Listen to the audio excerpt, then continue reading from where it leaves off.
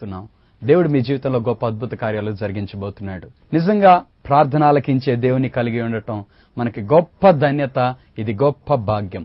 Bible గ్రంథంలో అందుకే చెప్పబడింది, యెహోవా తమకు దేవుడు కాగల జనులు ధన్యులు అని చెప్పబడింది. ప్రియులారా, కాబట్టి మనము మన ప్రార్థన ఆలకించి మన ప్రార్థనలకు జవాబిచ్చే దేవుని కలిగిన మనం ధన్యులంగా ఉన్నాం.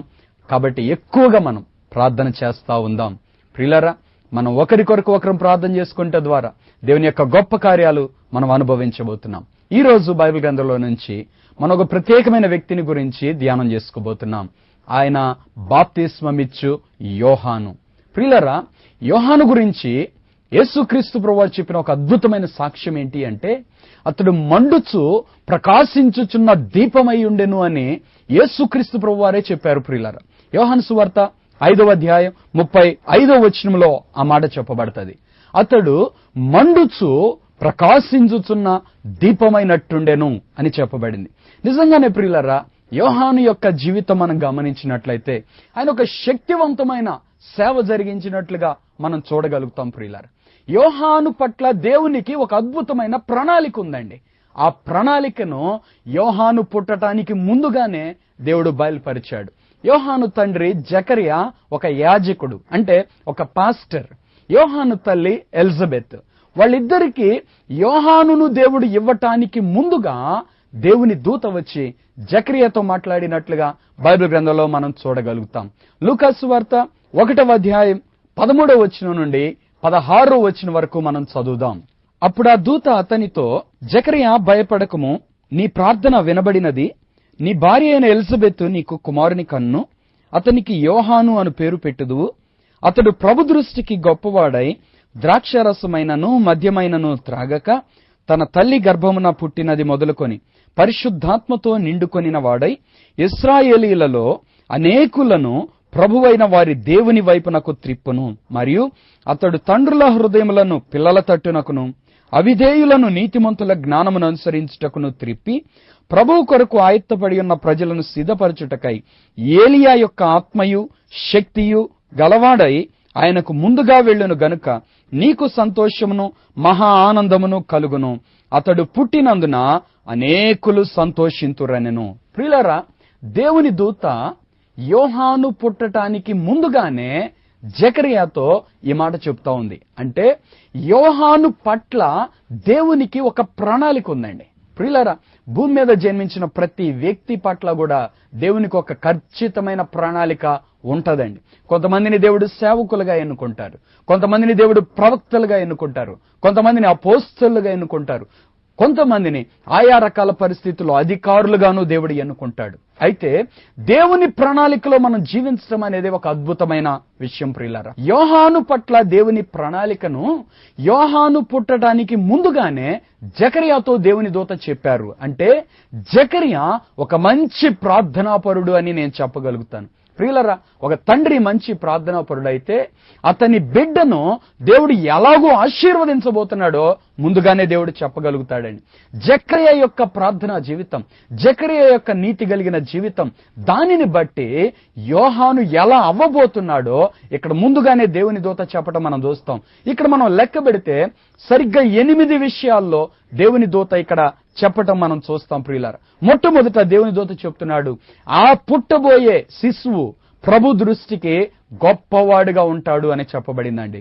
యోహాను పుట్టడానికి ముందుగానే దేవుడు చెప్తున్నాడు, ఈ శిశువు దేవుని దృష్టికి గొప్పవాడుగా ఉంటాడు. ప్రియులారా, ఒక వ్యక్తి దేవుని దృష్టిలో గొప్పవాడు కాగలుగుతాడా?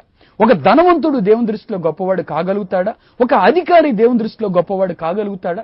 ఎవరు దేవుని దృష్టిలో గొప్పవారు కాగలుగుతారు అంటే ప్రియులారా, దేవుని దృష్టిలో ఎవరైతే నీతిగా జీవిస్తున్నారో, ఎవరైతే దేవుని చిత్త ప్రకారం జీవిస్తున్నారో వారే దేవుని దృష్టిలో గొప్పవారండి. ఒకసారి యేసుక్రీస్తు ప్రభు వాక్యాన్ని చెప్తూ ఉండగా యేసుక్రీస్తు ప్రభు వారి తల్లి, ఆయన సహోదరులు ఆయన దగ్గరకు వచ్చారు. వారు బయట ఉన్నారు. ఒక వ్యక్తి వచ్చి చెప్పాడు, బోధకుడా, నీ తల్లి నీ సహోదరులు బయట ఉన్నారు అని చెప్తే యేసుక్రీస్తు ప్రభువారు అప్పుడు ఏమని చెప్తారంటే, ఎవరు నా తల్లి, ఎవరు నా సహోదరులు? దేవుని వాక్యాన్ని విని దాన్ని అనుసరించే వీరే నా తల్లి, వీరే నా సహోదరులు అని చెప్తాడు. అంటే దేవుని దృష్టిలో ఎవరు గొప్పవాళ్ళు అని చెప్పాలి అంటే, దేవుని వాక్యాన్ని ఎవరైతే వింటారో, ఆ వాక్యానుసారంగా ఎవరైతే నడుచుకుంటారో, దేవుని పిలుపును బట్టి, దేవుని ప్రణాళికను బట్టి ఎవరైతే నడుచుకుంటారో వారే దేవుని దృష్టిలో గొప్పవారండి. ప్రియులారా, చాలా మంది వ్యక్తుల జీవితాల్లో దేవునికి ఒక ఖచ్చితమైన ప్రణాళిక ఉంటుంది. ఎంతో మంది వారి విశ్వాస జీవితాన్ని రోషముతో ప్రారంభించిన వాళ్ళుగా ఉంటారు. ప్రారంభంలో గంటల తరబడి ప్రార్థన చేస్తారు. ప్రారంభంలో ఒక దర్శనం ఉంటుంది. నేను ఇలాంటి గొప్ప సేవ చేయాలి, నేను ఇలాగూ దేవునిలో ఎదగాలి, నేను ఇలాగూ గొప్ప కార్యాలు దేవుని నుంచి నేను చూడాలి అని అనేక మంది ప్రియులారా పట్టుదలతో, ప్రార్థనతో వారి విశ్వాస జీవితాన్ని ప్రారంభించిన వారు ఉంటారు. అయితే కొద్ది కాలము గడిచే కొలది వారి విశ్వాసం తగ్గిపోయి, వారి ప్రార్థన తగ్గిపోయి, ఆఖరికి వారి పిలుపులో నుండి తొలగిపోయిన వారు చాలా మంది ఉన్నారండి. అయితే ప్రియులారా, ఎవరైతే తమ విశ్వాసాన్ని కాపాడుకుంటారు, ఎవరైతే దేవుని పిలుపులో నిలవబడతారో వారు దేవుని దృష్టిలో గొప్పవారండి. ఎవరైతే పిలువబడిన పిలుపునకు తగినట్లుగా దేవుని దృష్టిలో ప్రార్థనా జీవితాన్ని కలిగి ఉంటారో, వాక్యానుసారమైన జీవితం కలిగి ఉంటారో, పరిశుద్ధత కలిగి ఉంటారో వారు దేవుని దృష్టిలో గొప్పవారు. ప్రియులారా, ఏ చిన్న పాపం నీలో ఉన్నా కూడా నువ్వు దేవుని దృష్టిలో తక్కువ వాడిగానే ఉండిపోతావు. ప్రియులారా, మరొక మాట ఏమని చెప్పబడింది అంటే, ఎవరు పరలోక రాజ్యంలో గొప్పవాడో యేసుక్రీస్తు ప్రభువు చెప్పారండి. ఒక వ్యక్తి దేవుని యొక్క వాక్యాన్ని బోధించడం మాత్రమే కాదు, దాన్ని అనుసరించి నడుచుకునేవాడుగా ఉండాలి. వాక్యం చెప్పేవాళ్ళు చాలా మంది ఉంటారు, నోటితో మంచి మంచి మాటలు చెప్పేవాళ్ళు చాలా మంది ఉంటారు. కానీ వాటి చొప్పును అనుసరించి నడుచుకునేవాడు దేవుని దృష్టిలో గొప్పవాడండి. ఒకవేళ వాక్యానుసారంగా నువ్వు నడుచుకోకపోతే, వాక్యాన్ని మంచిగా చెప్పి వాక్యానుసారమైన జీవితం నీలో లేకపోతే, పరలోక రాజ్యంలో అతి తక్కువగా ఉండే వ్యక్తి ఈయనేనంటండి. అంటే దేవుని దృష్టిలో తక్కువ వాడు ఎవరు అంటే వాక్యానుసారముగా నడవని వారు. కాబట్టి దేవుని దృష్టిలో గొప్పవాళ్ళుగా ఉండాలి అంటే చెప్పిన వాక్యానికి చెప్పినట్లుగా మనం జీవించే వారంగా ఉండాలి. బైబిల్ గ్రంథంలో యోహాను యొక్క జీవితం ఎలా ఉంది అని మనం చూస్తే, యెషయా చెప్పిన ప్రవచనానుసారంగా తను జీవించాడు. అరణ్యంలో ఒక స్వరం వినబడుతుంది. అరణ్యంలో ఒక వ్యక్తి దేవుని సువార్త ప్రకటిస్తాడు. ప్రభు త్రోవ సరళం చేయండి ఒక శబ్దం వినబడుతుంది అని యెషయా చెప్పిన ప్రవచనం, ఆ పిలుపుకి తగినట్లుగా యోహాను జీవించినట్లుగా మనం చూడగలుగుతాం. కాబట్టి యోహాను దేవుని దృష్టిలో గొప్పవాడయ్యాడు అని నేను ఖచ్చితంగా చెప్పగలుగుతాను. ప్రియులారా, లూకాసు వార్త 7వ అధ్యాయం 28వ వచనంలో యేసుక్రీస్తు ప్రభువారే చెప్తున్నాడు, స్త్రీలు కనిన వారందరిలో కూడా యోహాను కంటే గొప్పవాడెవ్వరూ లేరు అని యేసుక్రీస్తు ప్రభువారే చెప్తున్నారు. అంటే భూమి మీద మనిషిగా పుట్టిన వాళ్ళు, ఒక తల్లికి జన్మించిన వారిలో అనేక మంది ఉన్నారు, కానీ వాళ్ళందరిలో గొప్పవాళ్ళు ఎవరంటే యోహానే. ప్రియులారా, ఎందుకంటే ఈయన దేవుని యొక్క వాక్యానుసారంగా నడుచుకునే వ్యక్తి, వాక్యానికి లోబడి జీవించే వ్యక్తి, వాక్యము ప్రకారంగా నడుచుకున్నాడు, తన పిలువబడిన పిలుపులో నిలబడ్డాడు. ప్రియులారా, అందుకే యోహాను గొప్పవాడు.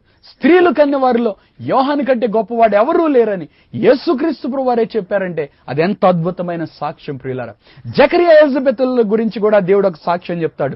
వీరు ప్రభు దృష్టికి నీతిమంతులు, వీరు సకలమైన ఆజ్ఞలు కూడా గైకొనేవారు, దేవుడు చెప్పిన ప్రతి మాటకు వీరు లోబడి నడుచుకునేవారు అని దేవుడే సాక్ష్యం చెప్తూ లూకాసు వార్త 1వ అధ్యాయం 6వ వచనములో యేసుక్రీస్తు ప్రభువారు అక్కడ చెప్తా ఉన్నారు.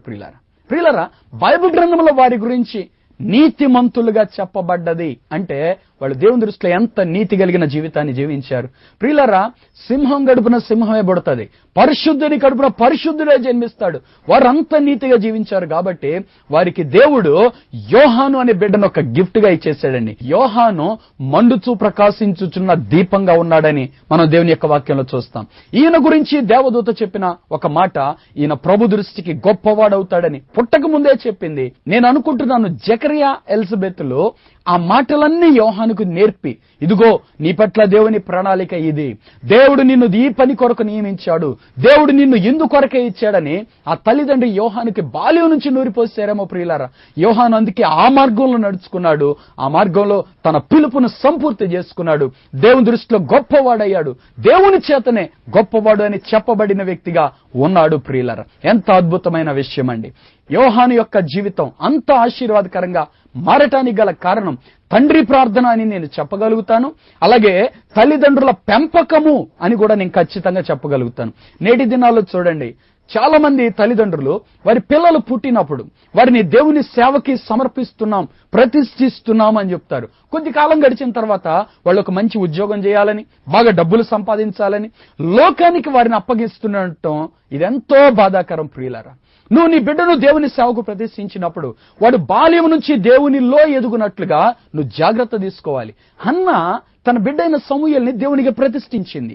హన్నా అంటది, ఈ బిడ్డ పాలు విడిచి దేవుని సన్నిధిలో కనబడి బయటికి రానంత వరకు ఈ వ్యక్తితో నేను ఉంటానంటది. అంటే హన్నా తాను దేవుని సన్నిధిలో ప్రతిష్ఠించుకుంటది. తను దేవుని మందిరంలో ఉండి దేవుని యొక్క వాక్యానుసారంగా తన బిడ్డని పెంచడానికి ఆ తల్లి ఒక చక్కని తీర్మానం చేసుకుందండి. తను దేవుని మందిరంలో ఉంది, తన బిడ్డను దేవుని మందిరంలో పెంచింది. ఆమె అంటుంది, నా బిడ్డ దేవుని సన్నిధిలో కనబడిన తర్వాత బయటికి రాకూడదు అని హన్నా చెప్తుంది ప్రియులారా. అలాగే దేవునికి ప్రతిష్ఠించిన బిడ్డని దేవుని సన్నిధిలో పెంచాలి అంటే మొట్టమొదటి అటువంటి జీవితం తల్లిదండ్రి కలిగి ఉండాలి. ప్రియ సహోదరి సహోదరుడా, మీలో ఎంతమంది అయితే మీ బిడ్డల్ని దేవుని సేవకై ప్రతిష్ఠించారో, వారు ఆ పిలుపులోండి తొలగిపోయారో, అది మీ కుటుంబం మీద ఒక శాపంగా ఉంటుంది. నువ్వు దేవునికి ఇస్తానన్న దేవునికి ఇవ్వాలా, ఇవ్వనంత కాలం నీ కుటుంబం మీద అదొక శాపం ఉంటుంది. నీ బిడ్డ నువ్వు దేవుని సేవకి ఇస్తానన్నావు కదా, ఇప్పుడు ఆ బిడ్డ సేవ చేయకపోతే నీ కుటుంబం మీద ఒక శాపం వెలుబడి చేస్తుంది. నువ్వు ఎటువంటి పరిస్థితుల్లోనైనా సరే ఇప్పుడు ఆ బిడ్డ దేవుని సేవకు వచ్చినట్లుగా నువ్వు చూడాలి. అలాగే మా ప్రియ సహోదరులందరికీ నేను మనవి చేస్తున్నాను, ఒకవేళ మీ తల్లిదండ్రి మిమ్మల్ని దేవుని సేవకు ప్రతిష్ఠించి ఉంటే ప్రియులారా, మీరు జాగ్రత్తగా దేవుని మార్గంలో నడుచుకోండి. మీరు దేవుని మార్గంలో నడుచుకోగలిగితే ఒక యోహాను వలె మీరు మారతారేమో.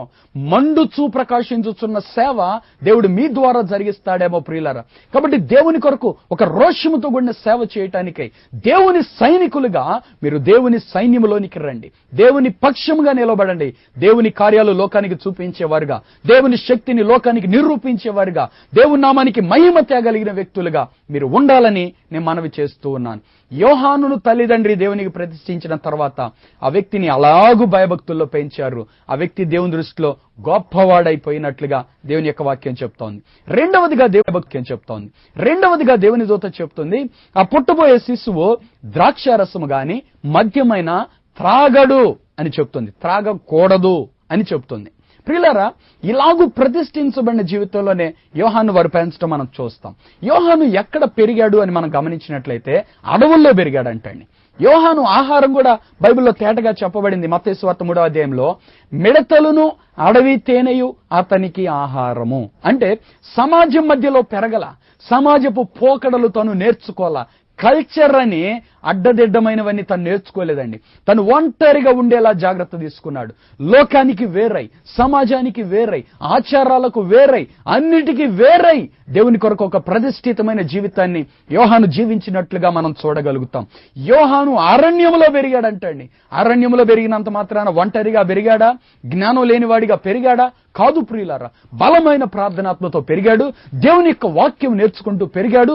దేవునితో సమీపంగా జీవించడం నేర్చుకున్నాడు. దేవుని శక్తి కలిగిన ప్రవక్తగా తాను ఉన్నాడు. ఏలియా మీద ఎటువంటి ఆత్మ ఉందో, ఎటువంటి అభిషేకం ఉందో, ఆ ఆత్మ, ఆ శక్తి ఈ బిడ్డ మీద ఉంటది అని దేవుని దూత చెప్పారు. అది వాగ్దానం. దాన్ని స్వతంత్రించుకున్నట్లుగా యోహాను కూడా సమాజానికి వేరై ఒంటరిగా తను బలమైన ప్రార్థనాత్మలో ఎదిగినట్లుగా మనం చూడగలుగుతాం. ప్రియులారా, యోహాను యొక్క ప్రార్థనాత్మ ఎంత గొప్పది అంటే ఎప్పుడు అడవుల్లోనే ఉండేవాడంట. అడవుల్లో ఉన్నాడు అంటే దాని అర్థం ఏంటంటే ఇక మనుష్యులతో మాట్లాడేవాడు కాదు. మనుషులతో మాట్లాడకపోతే ఎవరితో మాట్లాడతాడు? జంతువులతోనా, చెట్లతోనా? కాదు ప్రియులారా, దేవునితో మాట్లాడుతూ తను జీవించాడు. ప్రార్థనాత్మను కలిగి జీవించాడు. ఎప్పుడు ప్రార్థన చేసుకుంటా ఉండేవాడు. యోహాను అడవిలో ఉంటే ప్రజలందరూ దేవుని వాక్యం వినటానికి యోహాను దగ్గరకు పరిగెత్తారు. కారణం, తను ఒక ప్రత్యేకమైన జీవితాన్ని జీవించాడు. ద్రాక్షారసమైన, మద్యమైన ముట్టకుండా ఆ దినముల్లో తల్లిదండ్రి వారిని పెంచినట్లుగా మనం చూడగలుగుతాం. ప్రియులారా, మీరు గమనించండి, ఏ బిడ్డ పుట్టుకతో చెడ్డోడు కాదు. పెరుగుతున్నప్పుడు చెడ్డ అలవాట్లు నేర్చుకుని చెడిపోతా ఉన్నారు. అంటే వాడు పెరుగుతున్నప్పుడు ఎవరి స్నేహం చేస్తున్నాడో, ఎవరి దగ్గరకు వెళుతున్నాడో గమనించవలసిన బాధ్యత ప్రతి తల్లి తండ్రి మీద ఉందండి. కాబట్టి ప్రతి బిడ్డ దేవుని చేతులు అప్పగించబడాలంటే, ప్రతి బిడ్డ దేవుని సేవ చేయాలంటే, దేవుని కొరకు ఒక నమ్మకమైన జీవితం జీవించాలంటే తల్లి తండ్రి ఆ బిడ్డని దేవుని భయభక్తుల్లో పెంచాలి. జీసీ బెవింగ్టన్ అనే ఒక గొప్ప దైవజనుని తల్లి ఆ బిడ్డ చిన్నవాడుగా ఎదుగుతున్నప్పుడు, ప్రార్థనాపరుడుగా ఎదుగుతున్నప్పుడు ఒక రోజు ఆ బిడ్డను పిలిచి ఆ బిడ్డతో మాట్లాడుతూ ఆ తల్లి చెప్పిందంట, బాబు నువ్వు నాకు ఒక్క విషయంలో నువ్వు ప్రమాణం చేయాలరా అని అడిగిందంట. అమ్మ ఏ విషయం అమ్మా? నేను చేస్తానమ్మా తప్పకుండా అన్నాడంట. అయితే ప్రమాణం చేయని ప్రమాణం తీసుకొని జీవితంలో ఎప్పుడు ఉద్యోగం కొరకే గాని లేదంటే సరదాగానే గాని బార్ దుకాణంలో నువ్వెప్పుడు అడుగు పెట్టకూడదు, సారాయి దుకాణంలో నువ్వెప్పుడు అడుగు పెట్టకూడదు అని ఆ తల్లి ఆ బిడ్డ నుంచి ఒక ప్రమాణం తీసుకుందంట. ఆ బిడ్డ ఎదుగుతూ వచ్చిన కాలంలో ప్రియులారా, ఏ పని లేని పరిస్థితిలో ఒకరోజు సారాయి దుకాణంలో గ్లాసులు గడిగే పని దొరికిందట. మంచి జీతం ఇస్తాన్నారంట, బ్రతుకుతానికి ఒక ఆధారం దొరికిందంట. అయితే ఈ బిడ్డకు బాల్యంలో తల్లికి చేసిన ప్రమాణం గుర్తుకు వచ్చింది. నా తల్లితో నేను ప్రమాణం చేశాను కదా, నేను అడుగు పెట్టను అని, ఇప్పుడు నేను ఎలాగూ దాంట్లోకి వెళ్తాను అని తను దానిలోనికి వెళ్లకుండా తను తప్పించుకున్నాడు. ప్రియులారా, ఆఖరికి ఆ వ్యక్తి ఎలాగూ మారాడు అంటే అటువంటి పరిశుద్ధ జీవితంలో తను జీవించిన తరువాత ఒక గొప్ప ప్రార్థనాపరుడిగా మారిపోయాడండి. జిసి బెవింగ్టన్ గారు రాసిన ప్రార్థనా జయములు అనే పుస్తకం ఎంత అద్భుతమైంది. ప్రార్థన ద్వారా ఒక వ్యక్తి ఎలాంటి కార్యాలు చూడగలుగుతాడో, ఎలాంటి కార్యాలు చేయగలుగుతాడో ఆ వ్యక్తి తన సాక్ష్యముగా ఆ పుస్తకంలో రాయటం మనం చూడగలుగుతాం. ప్రియులారా, ఇటువంటి ప్రార్థనాత్మ మీ బిడ్డలు కలిగి ఉంటే మీకెంత ఆశీర్వాదంగా ఉంటది.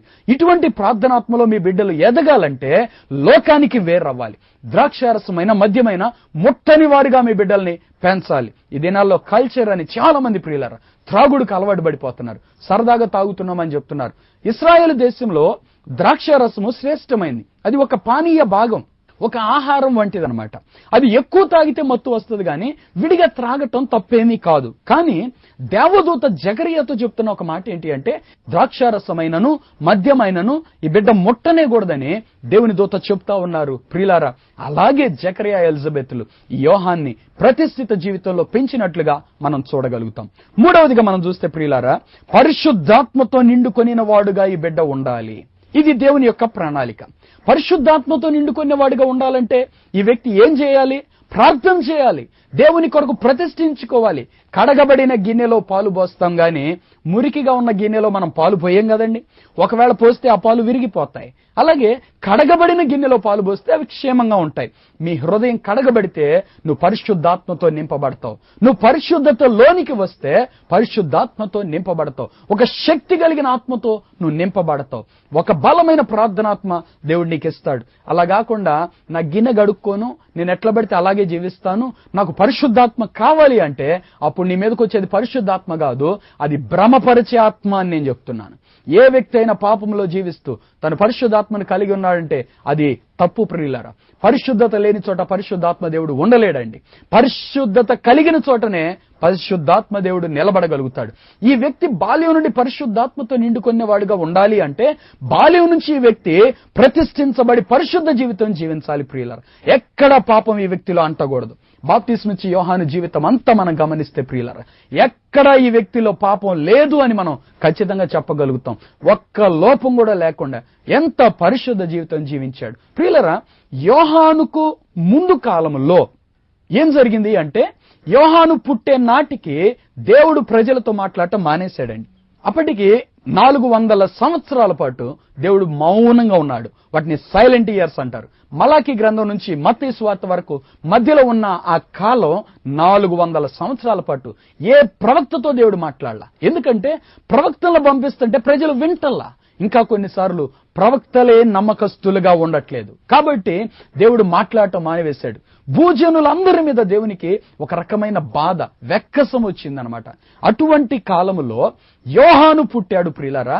యోహాను పరిశుద్ధాత్మతో నిండుకున్న వాడై లోకముతో సహవాసము లేకుండా దేవుని కొరకు ఒక ప్రతిష్ఠిత జీవితాన్ని జీవించినట్లు దేవుని యొక్క వాక్యం చెప్పబడుతుంది. లూకాసు వార్త 3వ అధ్యాయం 2వ వచనం మనం చూస్తే, అన్నయు కయపయు ప్రధాన యాజకులుగా ఉన్న ఆ దినములలో దేవుని వాక్యము యోహాను దగ్గరకు వచ్చెను అని అక్కడ రాయబడతా ఉంటదండి.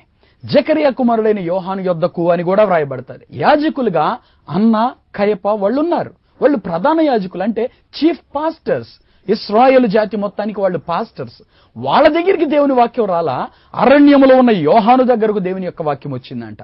అంటే వాళ్ళు యాజకులే గాని దేవునికి ఇష్టలుగా ఉండలేకపోయారు. అరణ్యంలో ఉన్న యోహాను పరిశుద్ధాత్మ శక్తితో నింపబడి పరిశుద్ధతలో బ్రతుకుతున్నాడు కాబట్టి దేవుని వాక్యము యోహాను దగ్గరకు వచ్చిందంట. అంటే మొట్టమొదట దేవుడు భూమి మీద మాట్లాడటానికి ఒక వ్యక్తి ఎవరైనా ఉన్నారా అంటే ఆ వ్యక్తి యోహాను. ప్రియులారా, 400 సంవత్సరాల కాలం అంటే అప్పుడు ఎన్ని తరములు గతించిపోయినాయండి. ఈ మధ్యలో ఎన్ని తరములలో ఒక్క వ్యక్తి కూడా నమ్మకస్తుడు లేడా అంటే లేడు. ప్రియులారా, యోహాను దేవుని దృష్టిలో నమ్మకస్తుడిగా పెరిగాడు. అంటే తన కళ్ళ ముందు అంత అపవిత్రత కనబడుతున్నా, తన కళ్ళ ముందు అంత పాపం చేసే పరిస్థితులు కనబడుతున్నా, పాపము ప్రేరేపిస్తున్నా, పిలుస్తున్నా, పాపము జోలిపోకుండా పరిశుద్ధతలో నిలబడి తన ఆత్మీయ జీవితాన్ని కట్టుకున్న రోషము కలిగిన దేవుని సేవకుడు యోహాను. ప్రియులారా, పరిశుద్ధాత్మతో నిండుకున్నాడు, దేవుని కొరకు ప్రత్యేకించుకున్నాడు, దేవుని కొరకే తన జీవితం అన్నట్లుగా బ్రతికాడు. నేను పుట్టింది దేవుని కొరకే, నేను బ్రతికేది దేవుని కొరకే అన్నట్లు ఒక సమర్పణతో రోషముతో దేవుని కొరకు యోహాను జీవించినట్లుగా మనం చూడగలుగుతామండి. యోహాను ఇంత ప్రతిష్ఠిత జీవితం జీవించాడు కాబట్టి పరిశుద్ధాత్మ శక్తితో నింపబడ్డాడు. యేసుక్రీస్తు ప్రభువారే చెప్తున్నాడు, అతడు మండుతున్న వ్యక్తి, అతడు ప్రకాశిస్తున్న వ్యక్తి, అతని వెలుగులో మీరందరూ ఆనందించారు అని అక్కడున్న ఇశ్రాయేలు ప్రజలందరినీ చూసి చెప్తున్నాడు. అంటే ఎంత అభిషేకాన్ని యోహాను సంపాదించుకున్నాడు, ఎంత బలమైన దేవుని ఆత్మతో యోహాను నింపబడ్డాడు, ఎంత శక్తి కలిగిన ప్రవక్తగా యోహాను ఉన్నాడు. ప్రియులారా, కాబట్టి తన యొక్క విశ్వాస జీవితం ఈ క్రిస్మస్ దినాల్లో మనందరికీ మాదిరికరమని నేను ఖచ్చితంగా చెప్తాను. మనం కూడా ప్రార్థన చేస్తున్నాం, మనం కూడా వాక్యం చదువుతాం, మన చేతిలోనూ బైబిల్ ఉంది, మనము చర్చికి వెళ్తాం. కానీ వేరయ్యే జీవితం ఉందా? ప్రతిష్ఠిత జీవితం ఉందా? పరిశుద్ధ జీవితం ఉందా? దేవుని కొరకు ఒక సవాలుకరమైన భక్తి చేసే అనుభవం ఉందా? దేవుని కొరకు రోషంగా జీవించాలనే అటువంటి అనుభవం ఉందా? ప్రియులారా, ఈరోజు ఈ కార్యక్రమం ద్వారా దేవుడు నీతో మాట్లాడుతున్నాడు. ఈ కార్యక్రమం చూస్తున్న ప్రతి యవనస్తుడితో దేవుడు మాట్లాడుతున్నాడు. నీ పట్ల దేవునికి ఒక ఉన్నతమైన ప్రణాళిక ఉంది. ఒక యోహాను వలె నువ్వు మండాలని, ఒక ఏలియా వలె నువ్వు రోషముతో జీవించాలని దేవుడు కోరుకుంటున్నాడు. అటువంటి శక్తి కలిగిన ప్రవక్తగా చేయాలని నిన్ను ఒక భక్తి గల కుటుంబంలో దేవుడు జన్మింపజేస్తే నువ్వు ఎలా జీవిస్తున్నావు? నీ తల్లిదండ్రులు ఎటువంటి ప్రార్థనా పరులు, నీ తాత ముత్తాతలు ఎటువంటి ప్రార్థనా పరులు, అటువంటి భక్తి కలిగిన కుటుంబాలు పుట్టిన నీవు ఎందుకు నువ్వు పాపంలో బ్రతుకుతున్నావు? నీ పిలుపులోంచి నువ్వు తొలగిపోతున్నావు, నీ ఆశీర్వాదంలోంచి నువ్వు తొలగిపోతున్నావు. జాగ్రత్త, నీ సమయం పోతే మరలా రాదు. దేవుడిచ్చిన అవకాశాన్ని సద్వినియోగం చేసుకోవటం నీ జీవితానికి ఎంతో మేలు. ప్రియ సహోదరి సహోదరుడా, దేవుని కొరకు జీవించడంలోనే గొప్ప ఆనందం ఉందండి. లోకంలో ఏముందండి? ఎన్ని సంవత్సరాల లోకంలో ఎంజాయ్మెంట్ అనుభవించినా ముగింపు మాత్రం భయంకరం, బాధాకరం. ప్రియులారా, అది నిత్య నరకాగ్నికి తీసుకుని వెళ్ళిపోతుంది. దేవునితో జీవించే జీవితం ఇప్పటి తరములోను రాబోయే జీవము విషయంలో అంటే పరలోక రాజ్యంలో కూడా గొప్ప లాభ సాధనమై ఉన్నది. ప్రియులారా, మనము దేవుని కొరకు జీవించవలసిన వారమై ఉన్నాం. మూడవదిగా యోహాను పరిశుద్ధాత్మ శక్తితో నింపబడినవాడు. నాలుగవదిగా ఇశ్రాయేలీల్లో అనేకులను ప్రభు అయిన వారి దేవుని వైపునకు త్రిప్పేవాడుగా ఉన్నాడండి. అంటే అనేక మందిని దేవుని దగ్గరకు నడిపిస్తాడు గాని ఈయన దేవుని నుంచి దూరం అయ్యేవాడు కాదు. ప్రియులారా, మరి మీరు ఎలాగూ జీవిస్తున్నారు?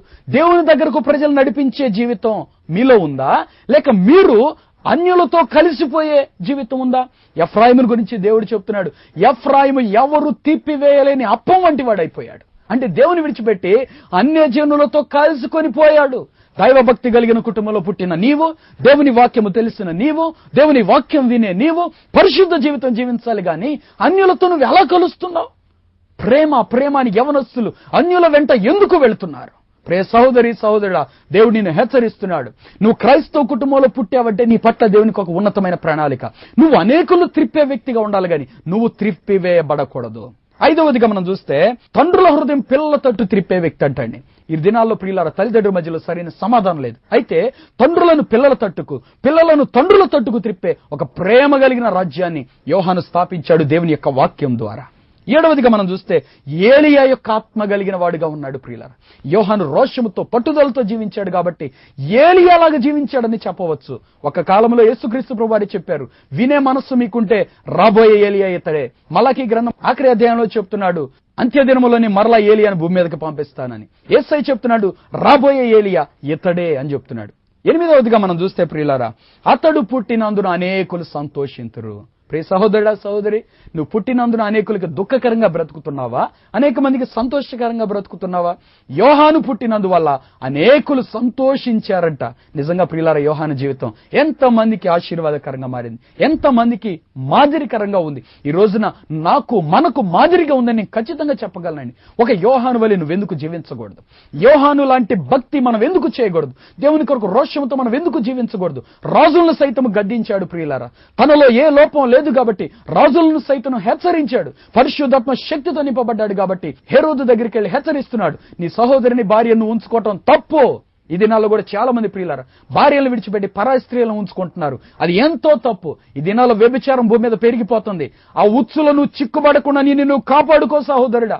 నువ్వు ఆ పాపంలో పడితే నీకు ముగింపు నిత్య నరకం, భయంకరమైన శిక్ష నువ్వు అనుభవించాల్సి ఉంటది. నీ భార్య కార్చే ప్రతి కన్నీటి బొట్టు నీ మీద శాపం అవుతుంది.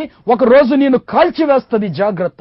ఎవరు కూడా ప్రియులారా పరాయి స్త్రీల వెంట వెళ్ళటానికి వీలేదని దేవుని వాక్యం చెప్తుంది. పరాయి స్త్రీని మోహపు చూపుతోనే చూడొద్దని యేసై చెప్పాడు. నువ్వింకా ఆ స్త్రీతో సహవాసం చేస్తే, వ్యభిచారం చేస్తే భయంకరమైన శిక్ష నువ్వు అనుభవిస్తావు.